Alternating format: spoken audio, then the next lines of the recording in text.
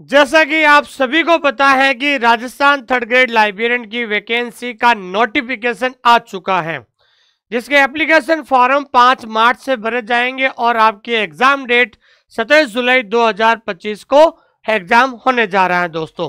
तो आज से मैं इसी YouTube चैनल पर आपका जो नवीनतम सिलेबस है उसके हिसाब से मैं एक टॉपिक YouTube पर पढ़ाने जा रहा हूं। इस टॉपिक के माध्यम से आपको पता चलेगा कि जो हमारे सिलेबस में है उन टॉपिक में से कैसे क्वेश्चन बनता है, और सबसे इंपॉर्टेंट यह होती है कि लाइब्रेरी साइंस को कैसे पढ़ा जाए, उसके बारे में भी हम क्लास में चर्चा करेंगे। तो आइए शुरुआत करते हैं। आज का जो टॉपिक है जिसका नाम है सीसी, इसकी फुल फॉर्म होती है कोलन क्लासिफिकेशन। सबसे पहले मैं आप सभी से मेरा विशेष निवेदन है कि आप पेन और रजिस्टर हाथ में ले लीजिए और जो आपका सिलेबस है उस सिलेबस को प्रिंट आउट निकाल कर आप अपने रजिस्टर के आगे लगा दीजिए, क्योंकि जब भी आप अपना रजिस्टर खोलोगे तो सिलेबस को जरूर देखोगे। जब सिलेबस को देखोगे तो आपका सिलेबस और ज़्यादा आसान हो जाएगा थोड़े समय के बाद, क्योंकि वी हैव टू स्टडी, हमें पढ़ना पड़ेगा according to your syllabus, syllabus के हिसाब से। ठीक है दोस्तों, आइए शुरुआत करते हैं आज का टॉपिक। जो भी विद्यार्थी देख रहे हैं इस क्लास को, जो विद्यार्थी पहली बार इस क्लास को देख रहे हैं, उनसे मेरा विशेष निवेदन है कि आप हमारा टेलीग्राम चैनल जरूर ज्वाइन कीजिएगा, क्योंकि इस क्लास के बाद इसकी जो पीडीएफ है, इसकी पीडीएफ आपको टेलीग्राम चैनल पर मिल जाएगी। और जो विद्यार्थी पहली बार इस क्लास को देख रहे हैं उनसे मेरा विशेष निवेदन है कि एक बार ऐप जरूर डाउनलोड करें, ऐप डाउनलोड करें और ऐप के अंदर फ्री कंटेंट जरूर देखें, ताकि आपको पता चलेगा कि लाइब्रेरी साइंस को कैसे पढ़ाया जाता है और कैसे पढ़ा जाता है। अधिक जानकारी के लिए दिए गए नंबर पे आप कभी भी कॉल कर सकते हैं। दोस्तों आपका ये जो नया सिलेबस है, इस नया सिलेबस में 4 यूनिट है। यूनिट 1 है जिसका नाम है यूनिवर्स ऑफ नॉलेज, यूनिट 2 है जिसका नाम है बिब्लियोग्राफिक डिस्क्रिप्शन, और यूनिट 3 है जिसका नाम है मेथड ऑफ नॉलेज ऑर्गेनाइजेशन। तो तीसरी यूनिट के अंदर हम कौन सा टॉपिक पढ़ने जा रहे हैं उसके बारे में बात करते हैं। तो हम टॉपिक पढ़ने जा रहे हैं सीसी। कौन सा टॉपिक है दोस्तों? ये सीसी टॉपिक आज हम पढ़ने जा रहे हैं, और इस टॉपिक में से 3 से 4 क्वेश्चन, कितने क्वेश्चन दोस्तों? इस टॉपिक में से 3 से 4 क्वेश्चन आपके एग्जाम में 100% पूछा जाएगा। तो आज का हमारा टॉपिक है कोलन क्लासिफिकेशन। क्या होता है, कितने एडिशन होते हैं, एक एक चीज हम बहुत ज्यादा डिटेल से पढ़ने वाले हैं। आप सभी पेन और रजिस्टर उठाइए और मेरे साथ जैसे जैसे मैं पढ़ा रहा हूं आप एक बार नोट्स बनाइए। उसके बाद आप 2-3 बार रिवीजन करोगे ना, ये टॉपिक 100% आपका क्लियर हो जाएगा। दोस्तों आइए शुरुआत करते हैं आज का जो टॉपिक जिसका नाम है सीसी। देखिए, आपके सबसे बड़ी बात है कि अपन को ध्यान रखना है कि सिलेबस के हिसाब से पढ़ना है। बहुत सारे विद्यार्थी क्या होता है कि आजकल किताब मार्केट से लेकर आते हैं, अच्छी बात है, किताब पढ़नी चाहिए, लेकिन सबसे पहले अपने सिलेबस को सबसे ऊपर रखना होगा। जो सिलेबस में टॉपिक है उसके हिसाब से आपको पढ़ना पड़ेगा। और जब तक कोई भी टॉपिक हो, जब तक टॉपिक का कॉन्सेप्ट क्लियर नहीं होगा तब तक आप हमेशा इधर उधर भटकते रहेंगे, डाउट और कंफ्यूजन रहेगा। इसलिए टॉपिक को करना बहुत ज़्यादा जरूरी है।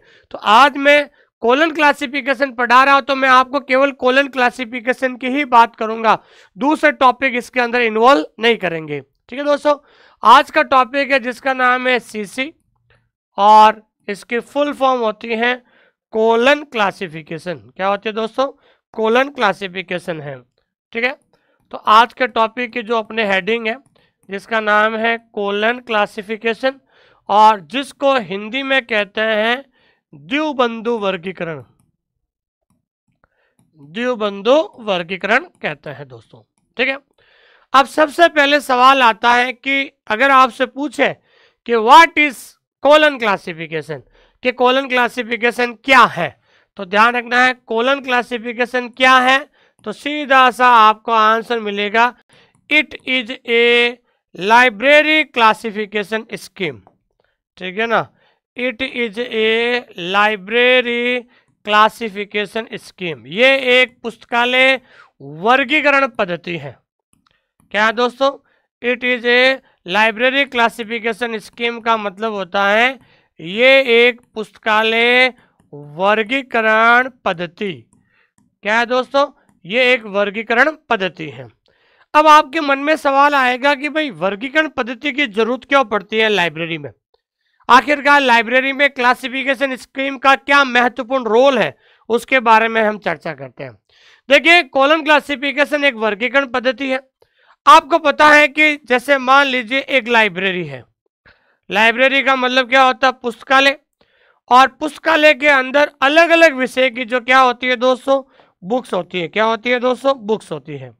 ठीक है, तो अलग अलग विषय की क्या होती है? किताबें होती है। कुछ किताबें साइंस की होती है, कुछ किताबें इंग्लिश की होती है, कुछ किताबें हिंदी की होती हैं। ठीक है, तो अलग अलग विषय की किताबें होती है। तो लाइब्रेरी के अंदर जो भी किताबें होती है, ठीक है ना, जो भी पुस्तकें होती हैं, तो पुस्तकों को व्यवस्थित किसके हिसाब से की जाती है? तो पुस्तकों को व्यवस्थित हमेशा सब्जेक्ट के अनुसार, अर्थात विषय के अनुसार की जाती है। किसे की जाती है दोस्तों?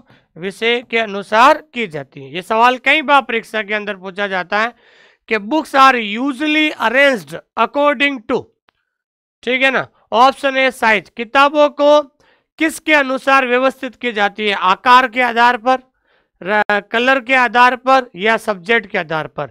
तो आपको पता होना चाहिए कि लाइब्रेरी के अंदर किताबों को व्यवस्थित हमेशा विषय के आधार पर की जाती है। विषय के आधार पर, जैसे इंग्लिश की किताबें हैं तो इंग्लिश की किताबें एक अलग जगह पर होगी, हिंदी की किताबें हैं तो हिंदी की किताबें अलग जगह पर होगी, और जैसे मान लीजिए हिंदी हो गई, इंग्लिश हो गई, संस्कृत है तो संस्कृत की किताबें अलग से होगी। तो कुल मिलाकर ध्यान रखना है कि लाइब्रेरी में किताबें विषय के आधार पर व्यवस्थित की जाती हैं। मान लीजिए आपके लाइब्रेरी में 100 किताबें हैं, तो इन किताबों को व्यवस्थित करने के लिए आपको इनको सब्जेक्ट वाइज अलग अलग करना पड़ेगा, ताकि सब्जेक्ट वाइज अलग अलग करोगे ताकि आप आराम से अलमारी में जो भी खाने होते हैं उसके अंदर सब्जेक्ट के हिसाब से आप लिख सकते हो। ठीक है ना, तो कुल मिलाकर एक लाइब्रेरी जो वर्गीकरण पद्धति होती है उसकी आवश्यकता पुस्तकों को व्यवस्थित करने के लिए की जाती है। ठीक है, तो आज हम बात करते हैं कॉलम क्लासिफिकेशन के बारे में। ठीक है, तो कॉलम क्लासिफिकेशन के बारे में हम बात करते हैं, उससे पहले हम बात करते हैं कि आखिरकार कॉलम क्लासिफिकेशन वर्गीकरण पद्धति की जो शुरुआत है, इसका निर्माण किसके द्वारा किया गया था।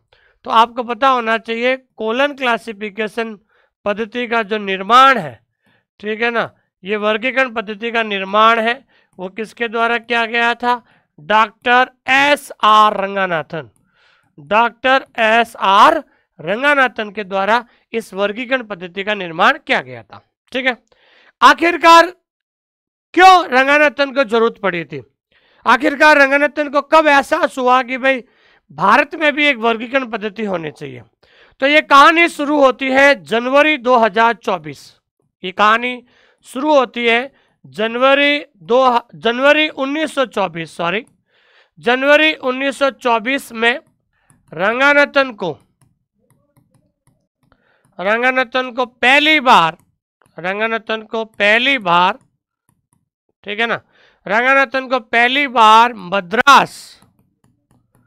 मद्रास विश्वविद्यालय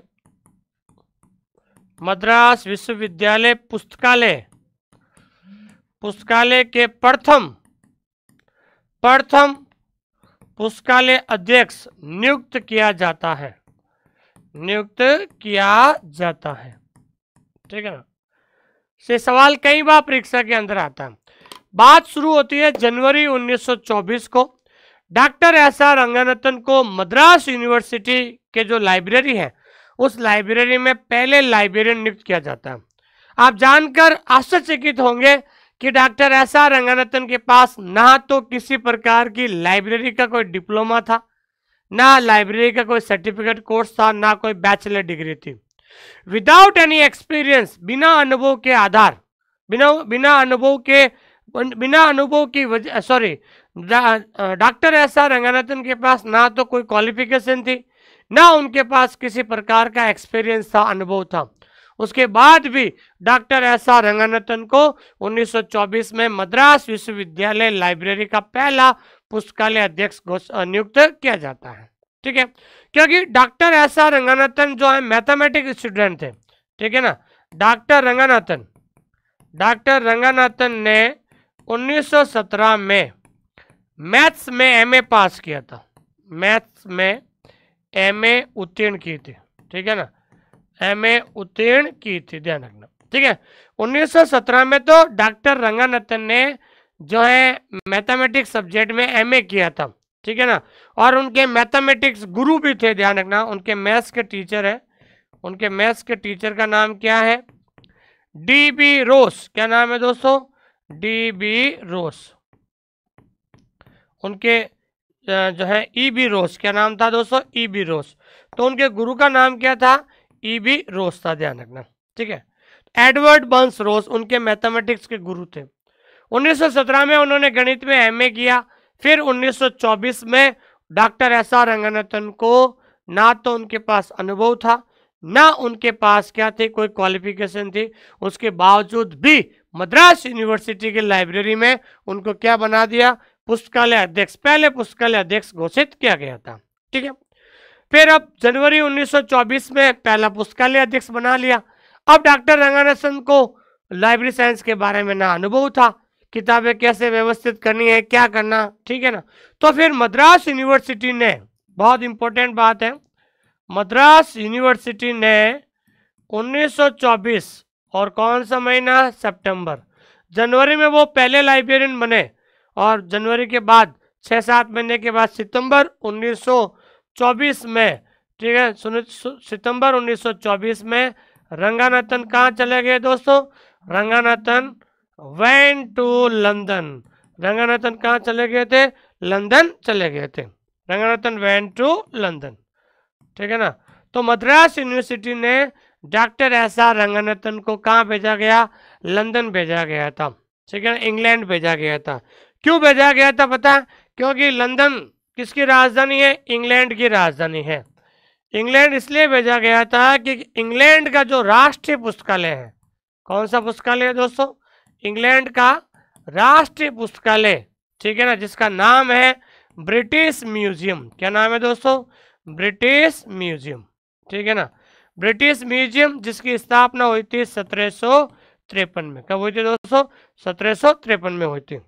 ठीक है, तो जब जनवरी 1924 में जब डॉक्टर रंगनाथन पहली बार मद्रास यूनिवर्सिटी लाइब्रेरी के पहले लाइब्रेरियन बने थे, तो यूनिवर्सिटी ने डॉक्टर रंगनाथन को इंग्लैंड भेजा और वो डॉक्टर रंगनाथन सितंबर 1924 में लंदन गए और लंदन जाकर वहां पर उन्होंने इंग्लैंड का जो राष्ट्रीय पुस्तकालय है, जिसका नाम है ब्रिटिश म्यूजियम, जिसकी स्थापना 1753 में हुई थी, तो ये राष्ट्रीय पुस्तकालय ब्रिटिश म्यूजियम वहां पर जाते हैं और वहां की जो राष्ट्रीय लाइब्रेरी के अंदर जाते हैं और राष्ट्रीय लाइब्रेरी की कार्य पद्धति को समझने की कोशिश करते हैं, समझने की कोशिश करते हैं। ठीक है ना, ठीक है ना, तो 1924 में जब वो लंदन जाते हैं तो लंदन जाते ही सीधा वो जो इंग्लैंड का जो राष्ट्रीय पुस्तकालय है ब्रिटिश म्यूजियम में जाते हैं। वहां जाकर वहां की जो कार्य पद्धति है कि लाइब्रेरी को कैसे मेंटेन किया जाता है, लाइब्रेरी के अंदर पुस्तकों को कैसे व्यवस्थित किया जाता है, कौन सी वर्गीकरण पद्धति को कैसे मैनेज किया जाता है, तमाम छोटी मोटी जानकारी वो प्राप्त करते हैं। उसके बाद वो इंग्लैंड में और भी बहुत सारी जो लाइब्रेरी होती है वहां पर भी विजिट करते हैं, उन लाइब्रेरी को भी वो क्या करते हैं? देखते हैं, समझते हैं, कार्य पद्धति को जानते हैं। फिर अचानक जब वो वहाँ चल रहे होते हैं लाइब्रेरी में, अचानक डॉक्टर एस आर रंगनाथन के दिमाग में जो है एक विचार आता है कि आखिरकार भारत में भी तो एक वर्गीकरण पद्धति का निर्माण करना चाहिए। ठीक है ना, तो ये विचार आता है कि भारत में एक ऐसी वर्गीकरण पद्धति का निर्माण किया जाए ताकि इंडिया में भी जो लाइब्रेरी भविष्य में बनेगी, ताकि वहां पर जो है किताबों को सही ढंग से व्यवस्थित की जा सके। तो आखिरकार जो उन लाइब्रेरी को विजिट करने के बाद उनके दिमाग में आया था कि भारत में भी एक वर्गीकरण पद्धति का निर्माण होना चाहिए। तो 9 महीने वहां पर बिताने के बाद फिर वो भारत लौट आते हैं, और भारत लौट आने के बाद, ध्यान रखना, भारत में लौट आने के बाद वो एक वर्गीकरण पद्धति का निर्माण करते हैं। उस वर्गीकरण पद्धति का नाम होता है कोलन क्लासिफिकेशन स्कीम, जिसे हिंदी में कहते हैं द्विबिंदु वर्गीकरण पद्धति। हिंदी में क्या कहते हैं दोस्तों? द्विबिंदु वर्गीकरण पद्धति कहते हैं। ठीक है, अब हम द्विबिंदु वर्गीकरण पद्धति पढ़ेंगे। कोलन क्लासिफिकेशन है जिसका निर्माण डॉक्टर एस.आर. रंगानाथन ने किया था। ठीक है, तो द्विबिंदु वर्गीकरण पद्धति में अभी तक 7 संस्करण आए हैं। इसके कितने संस्करण आए हैं? 7 संस्करण। तो सबसे पहले हम बात करते हैं फर्स्ट एडिशन। तो फर्स्ट एडिशन कब आया था? पहला संस्करण 1933 में आया था। सेकेंड एडिशन कब आया था? तो सेकेंड आया था 1939। अब आपको बहुत ही डिटेल से पढ़ना होगा, ठीक है ना। तो अभी तक तो हमने केवल शुरुआती तरीके बताए थे। अब शुरू कर रहे हैं कोलन क्लासिफिकेशन, जिसका निर्माण डॉक्टर एस.आर. रंगानाथन ने किया था। वर्तमान में सीसी के 7 एडिशन है। पहला आया 1933 में, दूसरा है 1939 में, और तीसरा जो एडिशन है, तीसरा संस्करण कब आया था? तीसरा संस्करण आया था 1950 में। ठीक है, चौथा एडिशन, चौथा संस्करण सीसी का कब आया था? 1952 में। फिर उसके बाद हम बात करते हैं पांचवा एडिशन। तो पांचवा एडिशन कब आया था? 1957 में। और फिर उसके बाद हम बात करते हैं छठा एडिशन, और छठा एडिशन आया था 1960 में। फिर इसका एक रीप्रिंट आया था, छठा एडिशन का जो रीप्रिंट है वो रीप्रिंट आया था 1963, 3 साल बाद। और फिर सातवां और अंतिम एडिशन, सातवां और अंतिम एडिशन आया था 1987 में आया था। ये सातवां एडिशन जो है डॉक्टर रंगानाथन की मृत्यु के बाद जो है प्रकाशित हुआ था। रंगानाथन की मृत्यु, रंगानाथन की मृत्यु के बाद प्रकाशित किया गया था, प्रकाशित किया गया। ठीक है ना भाई, प्रकाशित किया गया था। ठीक है, तो जो ये 7 एडिशन है, तो ये 7 एडिशन आपको इस तरीके से याद रखना है। 1933, 1939, 50, 52, 57, 60, 63 और 87। कई बार पूछा जाता है कि कौन सा एडिशन रंगानाथन की मृत्यु के बाद जो है प्रकाशित हुआ था। तो जो 7वां एडिशन है 1987, जो है ये मृत्यु के बाद प्रकाशित हुआ था, क्योंकि डॉक्टर रंगानाथन की जो मृत्यु है वो जो बेंगलोर में हुई थी। कहाँ पर हुई थी दोस्तों? बेंगलोर में हुई थी। उसके बाद जो है 7वां एडिशन जो है वो प्रकाशित हुआ था। अब ध्यान रखना, जब उन्होंने वर्गीकरण पद्धति का निर्माण किया था, कोलन क्लासिफिकेशन का जब निर्माण किया जा रहा था, वेरी इंपॉर्टेंट चीज बता रहा हूं, नोट, ठीक है ना, वर्गीकरण का निर्माण। तो जब कोलन क्लासिफिकेशन वर्गीकरण का निर्माण किया जा रहा था, तो डॉक्टर रंगानाथन ने बहुत सारे योजक चिन्ह, मिश्रित अंकन, बहुत सारे मिश्रित अंकन का प्रयोग किया था। ठीक है ना, किसका? मिश्रित अंकन का प्रयोग किया। पहले तो मिश्रित अंकन का प्रयोग किया था, ठीक है ना, विभिन्न योजक चिन्ह का भी प्रयोग किया। मिश्रित अंकन और विभिन्न योजक चिन्ह, विभिन्न योजक चिन्ह का प्रयोग किया था। ठीक है ना, मिश्रित अंकन और विभिन्न योजक चिन्ह का प्रयोग किया गया था। अगर परीक्षा के अंदर पूछा जाता है कि कितने नोटेशन और कितने सिंबल का प्रयोग किया था, तो आप आइडिया लगा सकते हैं 74। कुल कितने हैं दोस्तों? 74 योजक चिन्ह और मिश्रित अंकन का प्रयोग किया था वर्तमान में। ठीक है ना, परीक्षा के अंदर पूछा जाता है कि रंगानाथन के द्वारा कितने अंकन या कितने सिंबल का प्रयोग किया गया था, तो कुल कितने सिंबल का प्रयोग किया था? 74। क्योंकि दोस्तों जब डॉक्टर एस.आर. रंगानाथन ने कोलन क्लासिफिकेशन का निर्माण करना शुरू किया था, तो उसके सामने जो है बहुत सारी किताबें थी, और बहुत सारी किताबें अलग अलग विषय की थी। अब उनको विषय का नाम कैसे दें? तो डॉक्टर एस.आर. रंगानाथन ने एक मेन क्लास बनाई थी। क्या बनाई थी दोस्तों? एक मेन क्लास बनाई थी। उस मेन क्लास के आधार पर भाई किताबों को व्यवस्थित करने के लिए उन्होंने मेन क्लास बनाई थी। तो उन्होंने मेन क्लास के आधार पर विषय का नाम दिया। तो उन्होंने कैपिटल लेटर का प्रयोग किया था, बी। तो बी किसके लिए आया था? मैथमेटिक्स। बी किसके लिए? मैथमेटिक्स। तो अब लाइब्रेरी के अंदर मान लीजिए आपके लाइब्रेरी में मैथमेटिक्स किताब है, तो आप क्या करोगे, जितने भी, जैसे मान लीजिए आपने 500 किताबें आपको दी, कितनी किताबें? 500। उस 500 में से 10 किताबें मैथमेटिक्स हैं, तो आप क्या करोगे, लाइब्रेरी के अंदर एक अलमारी आप लाओगे, उस अलमारी के ऊपर आप लिख दोगे बी। क्या लिख दोगे? बी। बी लिखने के बाद मैथमेटिक्स की जितनी भी किताबें हैं वो सारी किताबें उस अलमारी में ऊपर वाले जो है कोने में रख दोगे आप। तो जब भी कोई स्टूडेंट आपके सामने आएगा कि मुझे मैथमेटिक्स की किताबें चाहिए, तो सीधा आपके दिमाग में आएगा मैथमेटिक्स किताब कहाँ पर है? बी, जहाँ पर लिखा हुआ है। तो बी पर जाओगे और सारी मैथमेटिक्स किताब वहाँ पर मिलेगी। कहाँ पर मिलेगी? वहाँ पर। ठीक है दोस्तों, जैसे मान लीजिए इन्होंने टी, टी किसके लिए दिया है? एजुकेशन। एजुकेशन का मतलब होता है शिक्षा। तो एजुकेशन से संबंधित कोई भी किताब, उसका उन्होंने नाम क्या दिया था दोस्तों? टी दिया है। क्या दिया दोस्तों? टी दिया है। ठीक है, उसके उसी तरीके से जो है इन्होंने नाम दिया है सी, सी फिजिक्स। तो फिजिक्स की किताबों के लिए उन्होंने क्या नाम दिया है दोस्तों? सी दिया है। तो सी ऑफ सी वहाँ लिखा हुआ होगा, वहाँ पर सारी फिजिक्स की किताबें होगी। ठीक है, अगर मान लीजिए पॉलिटिकल साइंस की किताब ढूंढनी है, तो पॉलिटिकल साइंस के लिए इन्होंने कौन सा सिंबल दिया है दोस्तों? वो सिंबल दिया है डब्लू। क्या दिया है दोस्तों? डब्लू दिया है। तो इस प्रकार से उन्होंने अलग अलग सिंबल्स, अलग अलग अंकन का प्रयोग किया था ताकि किताब को आराम से ढूंढा जा सके। तो कैपिटल लेटर का भी प्रयोग किया उन्होंने, स्मॉल लेटर का भी प्रयोग किया था। ठीक है ना, और भी जैसे क्या बोलते हैं, ग्रीक लेटर्स का भी प्रयोग किया उन्होंने। ठीक है ना, जैसे ग्रीक लेटर का प्रयोग किया डेल्टा, इसको क्या कहा जाता है? डेल्टा। तो डेल्टा का प्रयोग किया था आध्यात्मिक, आध्यात्मिक के लिए। ठीक है ना, आध्यात्मिक, स्पिरिचुअल। ठीक है ना, आध्यात्मिक जो ज्ञान होता है उसको बांटने के लिए इन्होंने किसका प्रयोग किया था? डेल्टा का प्रयोग किया था।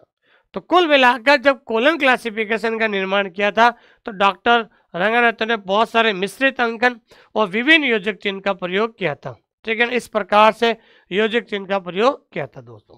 ठीक है, तो अब हम बात करते हैं कि जो ये 7 वर्गीकरण पद्धतियां जो है डॉक्टर 7 जो सीसी के जो 7 संस्करण है, जो 7 एडिशन आए, ये एडिशन आपको ध्यान में रखना है। फिर उसके बाद एक व्यक्ति है जिनका नाम है एम.ए. गोपीनाथ। क्या नाम है दोस्तों? एम.ए. गोपीनाथ। तो बहुत इंपॉर्टेंट बात बता रहा हूँ और ये परीक्षा के अंदर सवाल आएगा। तो एक एम.ए. गोपीनाथ नामक व्यक्ति ने, एम.ए. गोपीनाथ नामक व्यक्ति ने सीसी के जो जितने भी एडिशन है इनको 3 वर्जन में विभाजित किया था। तो एम.ए. गोपीनाथ ने सीसी के 7 संस्करणों को 3 वर्जन में विभाजित किया था। बहुत इंपॉर्टेंट चीज बता रहा हूं मैं आपको। कितने वर्जन में दोस्तों? 3 वर्जन में विभाजित किया था, ध्यान रखना। तो सीसी के जो ये 7 एडिशन है, इन 7 एडिशन को जो है एम.ए. गोपीनाथ ने, भाई डॉक्टर एस.आर. रंगनाथन के द्वारा सीसी के 7 संस्करण प्रकाशित हुए थे। इन 7 संस्करण को इन्होंने 3 वर्जन में जो है विभाजित किया था। तो सबसे पहले हम बात करते हैं वर्जन 1। ठीक है ना, वर्जन 1। तो वर्जन 1 में ध्यान रखना है एडिशन 1, शुरू के 3 वर्जन, एडिशन 1, ठीक है, एडिशन 2 और एडिशन 3।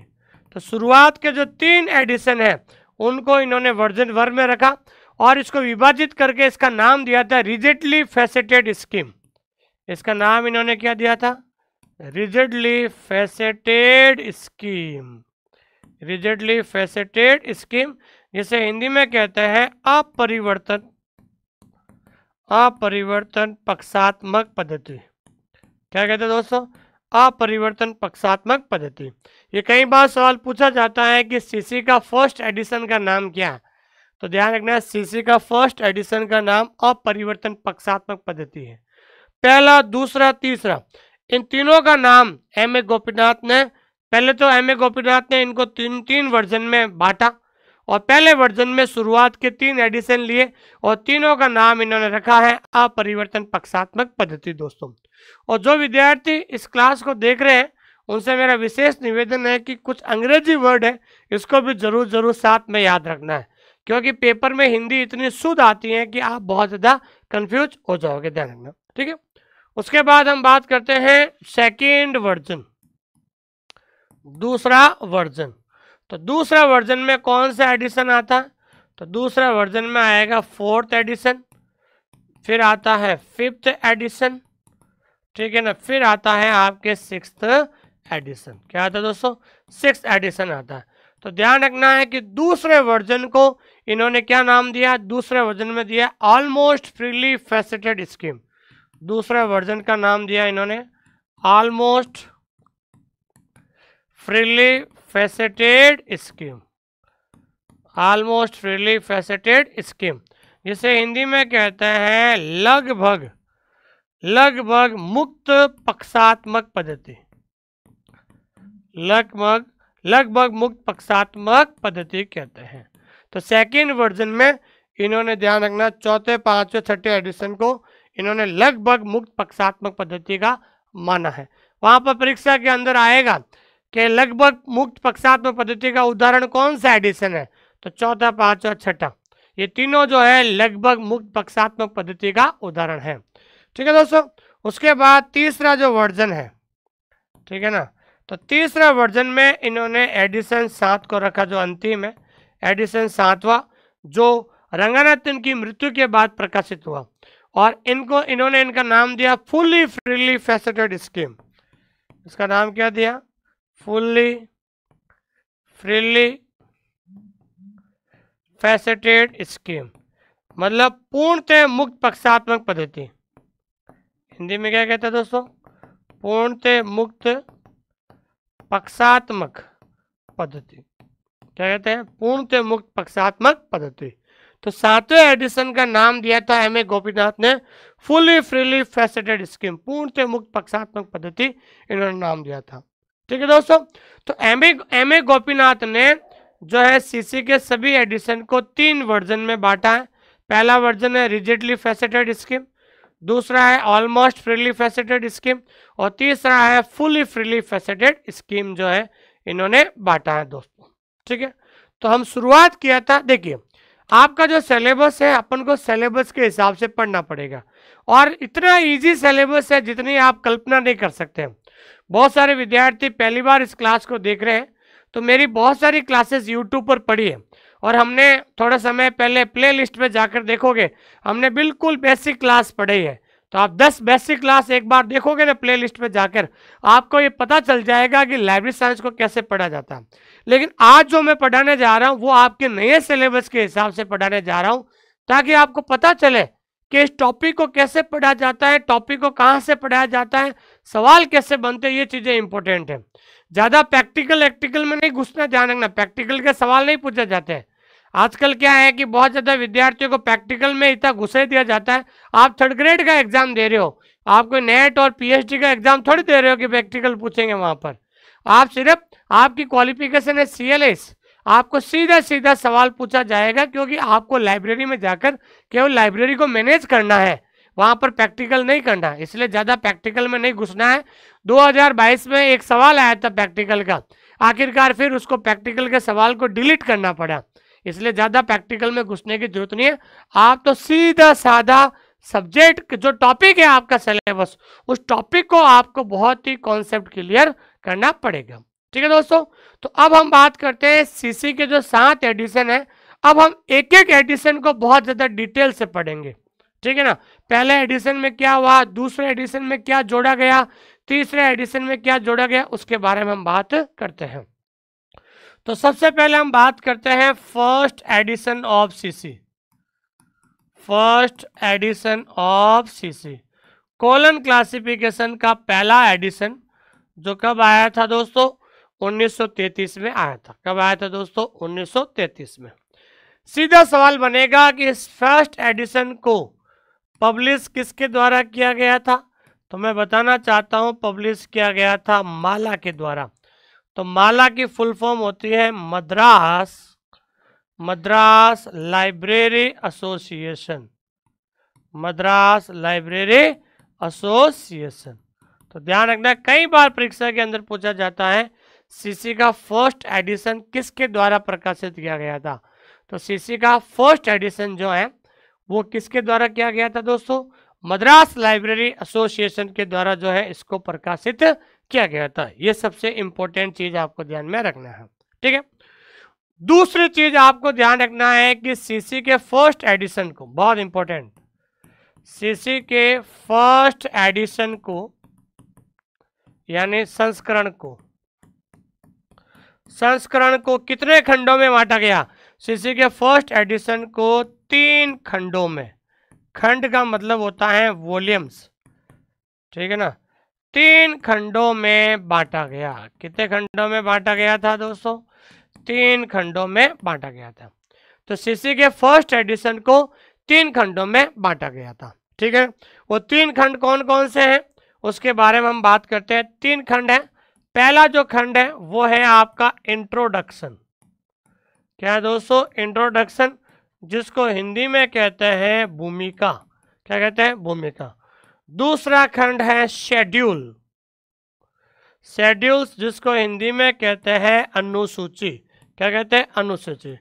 तीसरा जो खंड है आपका इंडेक्स। क्या है दोस्तों? इंडेक्स, जिसको हिंदी में कहते हैं अनुक्रमणी।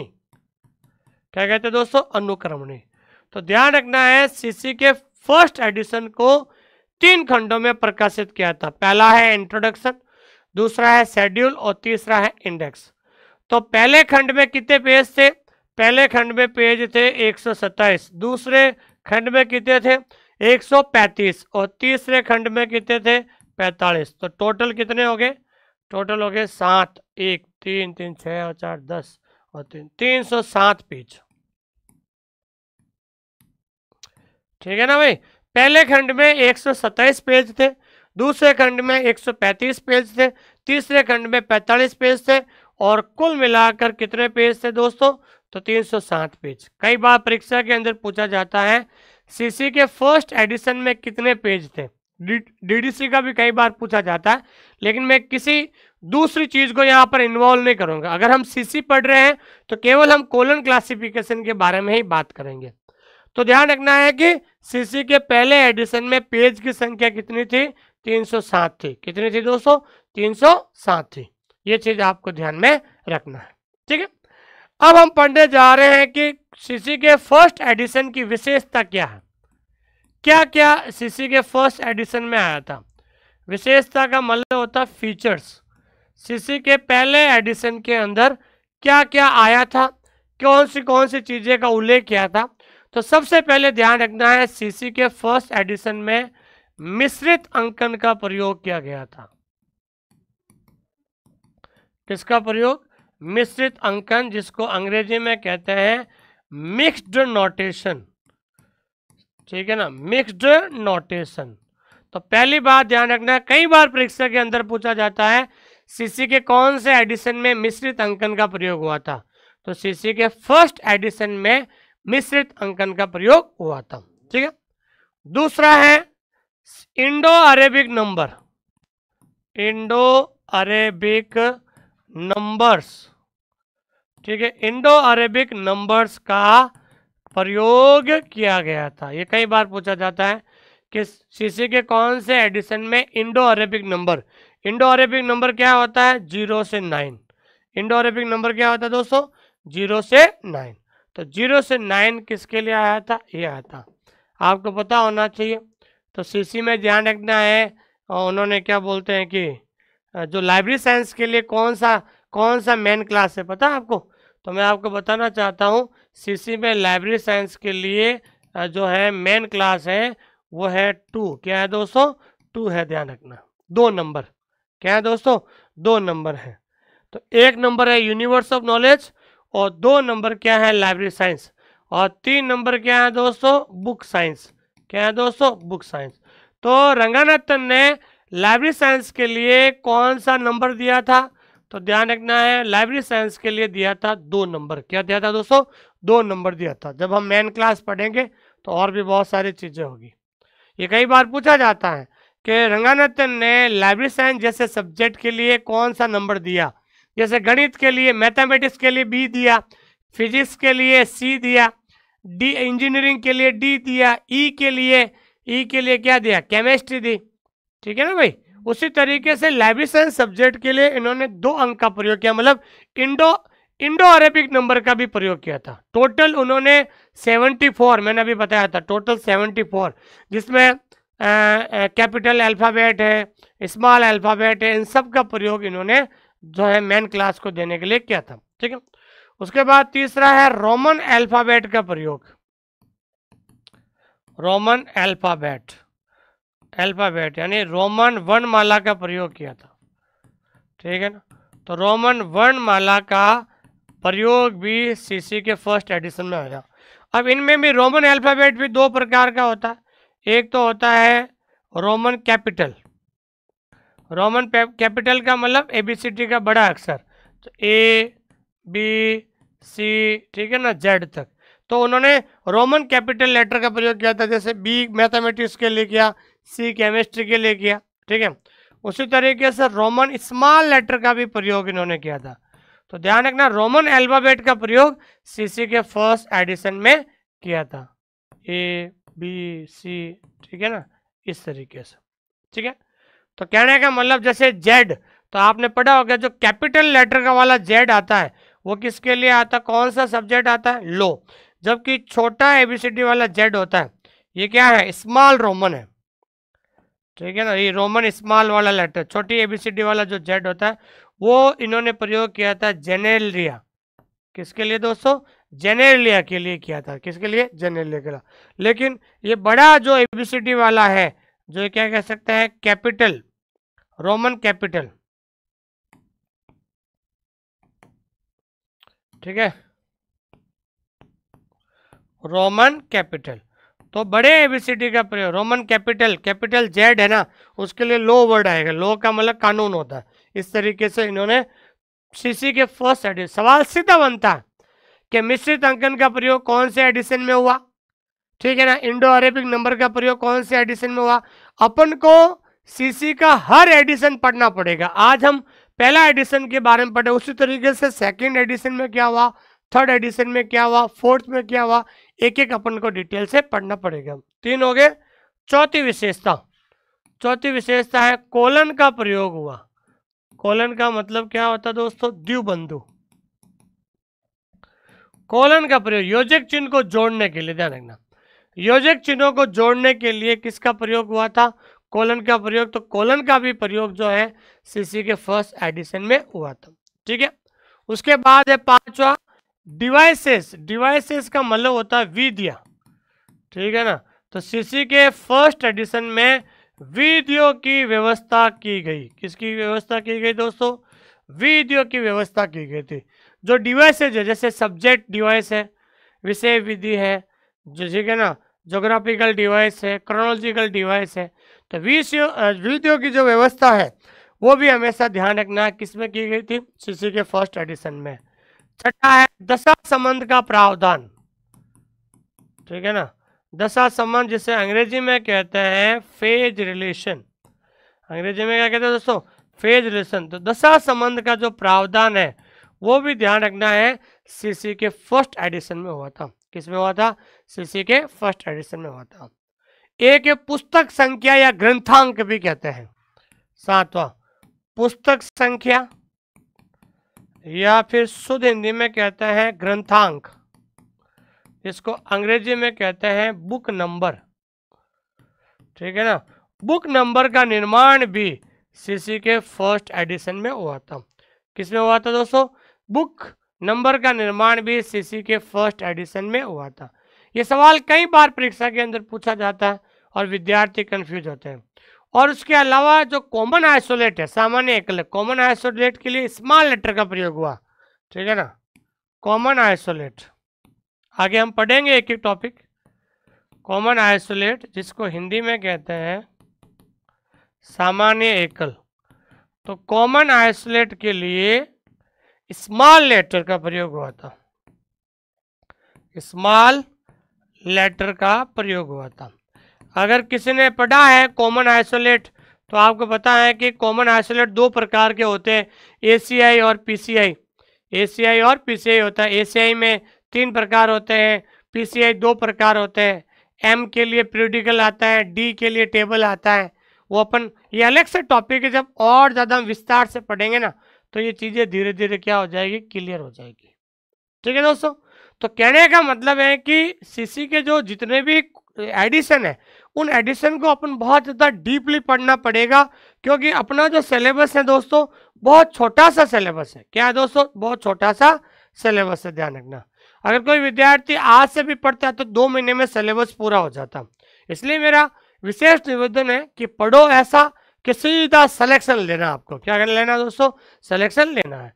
तो आज हमने पढ़ा है, इनका जो है एक बार नोट्स जरूर बनाए ताकि मजा आएगा आपको कि वास्तव में कंटेंट को कैसे। मेरा उद्देश्य आप लोगों के लिए ये है कि टॉपिक का कॉन्सेप्ट क्लियर होना चाहिए। बहुत सारे विद्यार्थी कहते हैं कि सर हम डायरेक्ट ऑब्जेक्टिव पढ़ना शुरू करते नहीं। जब तक एक एक टॉपिक का कॉन्सेप्ट क्लियर नहीं होगा बाद में फिर बहुत ज़्यादा प्रॉब्लम आती है, क्योंकि कॉन्सेप्ट क्लियर करने के लिए पहले आपको थ्योरी पढ़नी पड़ेगी। इसलिए मेरा व्यक्तिगत सुझाव है कि पहले कॉन्सेप्ट क्लियर करो दोस्तों। ठीक है दोस्तों, थैंक यू वेरी मच, बहुत बहुत धन्यवाद आप सभी लोगों का। आज हमने कोलन क्लासिफिकेशन का पार्ट 1 पढ़ा है, सीसी का पहला एडिशन पढ़ा है। अगली क्लास में हम सीसी का 2nd और 3rd एडिशन पढ़ेंगे, उसकी अगली क्लास में 4th और 5th एडिशन पढ़ेंगे, और लास्ट क्लास में 6th और 7th। तो ये सीसी जो है 4 क्लास में पूरा होगी। कितने में होगी, 4 क्लास में पूरा होगी। जब ये 4 क्लास में पूरी होगी तो इसमें से 3 या 4 क्वेश्चन परीक्षा के अंदर जरूर पूछा जाएगा दोस्तों। ठीक है दोस्तों, देखिए दोस्तों, ये हमारा ऑनलाइन स्कूल इंडिया का एक टैगलाइन है कि जब तक लिखोगे नहीं तब तक सीखोगे नहीं। बार बार मैं आप लोगों से कहता हूं कि एक बार आप खुद हैंड रिटन, अगर आप अपने हाथों से नोट्स नहीं बना सकते हो, अगर आप लिख नहीं सकते हो, तो मेरी गारंटी है कि आप लाइब्रेरियन भी नहीं बन सकते हैं। ठीक है दोस्तों, इसलिए मैंने आपके ऑनलाइन स्कूल इंडिया ऐप में जो आपका सिलेबस है पार्ट 2 का जो सिलेबस है, सबसे पहले हमने रिकॉर्डेड पढ़ा दिया है। तो पहले आप रिकॉर्डेड क्लासेस से, ठीक है ना, टोटल टॉपिक कितने ध्यान है, कुल आपके 32 टॉपिक है। कितने टॉपिक है दोस्तों, 32 टॉपिक्स है। तो हर एक टॉपिक का क्या है दोस्तों, वीडियो है, वीडियो के नीचे क्या दिया हुआ, पीडीएफ है, और पीडीएफ के नीचे क्या दिया हुआ है, टेस्ट दिया हुआ है। तो पहले आपको पीडीएफ से नोट्स बनाना है, पीडीएफ आपको प्रिंट आउट नहीं मिलेगी, पहले आपको पीडीएफ से नोट्स बनाना है। नोट्स बनाने के बाद वीडियो देखो, और वीडियो देखने के बाद टेस्ट दे दो, आपका 70% टॉपिक क्लियर हो जाएगा। उसके बाद सबसे पहले फोल्डर बना हुआ है लाइव एमसीक्यू वाला बैच, लाइव एमसीक्यू क्लास। तो उसके बाद आपको लाइव एमसीक्यू क्लास से क्या करना है दोस्तों, आपको रिवीजन करना है। क्या करना है, रिवीजन करना है। तो आपको 80% टॉपिक आपका ऐसे ही क्लियर हो जाएगा। फिर हम specially live batch, 3rd grade का जो लाइव बैच है, जो आपका सिलेबस है, लाइव बैच हम शुरू करेंगे 1 मार्च, क्योंकि छोटा सा सिलेबस 1 मार्च 2025 से, जिससे आपका 100% टॉपिक क्या हो जाएगा, क्लियर हो जाएगा। तो आप सभी से मेरा विशेष निवेदन है कि अभी भी आपके पास टाइम है, जितना जल्दी हो सके रिकॉर्डेड से सिलेबस पूरा कर लीजिए, रिवीजन कर लीजिए, टेस्ट दीजिए, और लाइव एमसीक्यू जब हम शुरू करेंगे तो आपके मन में कोई भी डाउट होगा 100% आपका क्लियर हो जाएगा, और 80% टॉपिक आपका ऐसे ही क्लियर हो जाएगा। ठीक है दोस्तों, थैंक यू वेरी मच, बहुत बहुत धन्यवाद आप सभी लोगों का। और जो विद्यार्थी जिन्होंने तैयारी कर रहे हैं, ये किताब बहुत ज़्यादा अब लिमिटेड है, ठीक है ना, ये किताब लिमिटेड ही है, ध्यान रखना, थोड़े दिनों के बाद ये किताब बंद हो जाएगी। तो जिन्होंने किताब नहीं मंगाई है वो किताब मंगा सकते हैं दोस्तों, किताब मंगा सकते हैं। और अधिक जानकारी के लिए इस किताब को मंगाने के लिए आपको ऐप डाउनलोड करना पड़ेगा, जिसका नाम है माई बुक पिकअप। क्या नाम है दोस्तों, माई बुक पिकअप ऐप को डाउनलोड करें। और अधिक जानकारी के लिए इस किताब का लिंक के लिए 8949992361। ठीक है दोस्तों, बहुत बहुत धन्यवाद आपको। ये क्लास आपको कैसी लगी ईमानदारी से आप कमेंट जरूर करना दोस्तों, मैं सारे कमेंट पढ़ूंगा। आपको ये क्लास कितनी अच्छी लगी, कैसे लगी, आप कमेंट जरूर देना, ताकि मुझे अच्छा लगे कि भाई आप लोग कितना कमेंट, कितना लाइक करते हो, ताकि हम और अच्छी अच्छी नए सिलेबस के हिसाब से आपके क्लास लाएं, ताकि आपको पढ़ने में मजा आ जाए। तो जो मैंने पढ़ाया है एक बार आपने अपने रजिस्टर में नोट्स जरूर बनाना, ताकि मज़ा आएगा कि रिवीजन करने में। और अगर आपको किसी प्रकार की कोई भी बात करनी है, ये मेरे खुद के नंबर है, ध्यान रखना सुमेर सर, ये मेरे खुद के नंबर है। अगर आपको कोई बात करनी है तो इस दिए गए नंबर पे कॉल कर सकते हैं दोस्तों। ठीक है दोस्तों, थैंक यू वेरी मच, बहुत बहुत धन्यवाद आप सभी लोगों का। इस चैनल को सब्सक्राइब करें, हमारे टेलीग्राम चैनल को ज्वाइन करें ताकि आपको लाइब्रेरी साइंस की हर छोटी मोटी अपडेट मिलती रहेगी दोस्तों।